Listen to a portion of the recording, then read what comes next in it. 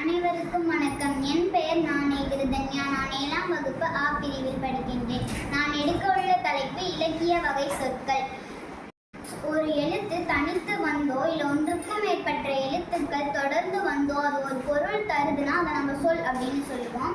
இந்த சொல்ல நம்ம இலக்கணத்தில் 4 வகைப்படுத்தலாம். அது என்னன்னா பெயர்ச்சொல், வினைச்சொல், இடைச்சொல், உரிச்சொல். இலக்கியத்தில் 4 வகைப்படுத்தலாம். அது என்னன்னா இயற்சொல், திரிச்சொல், திசைச்சொல், வடச்சொல். இயற்சொல் அப்படின்னா எளிதில் அதோட பொருள் நமக்கு விளங்குறதெல்லாம் நம்ம இயற்சொல் அப்படின்னு சொல்லுவோம். இதோட எடுத்துக்காட்டு மண், பொன்.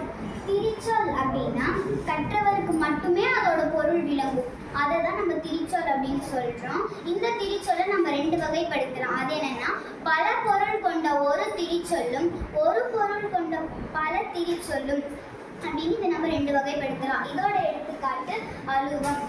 திசைச்சொல். திசைச்சொல் அப்படின்னா வடமொழியை தவிர வேற மொழியிலிருந்து வந்தால் அது தமிழில் இடம்பெறும் சொற்களை தான் நம்ம திசைச்சொல் அப்படின்னு சொல்கிறோம். இதோட எடுத்துக்காட்டு கேணி. இதோட பொருள் கிணறு. பெற்ற. இதோட பொருள் பசு.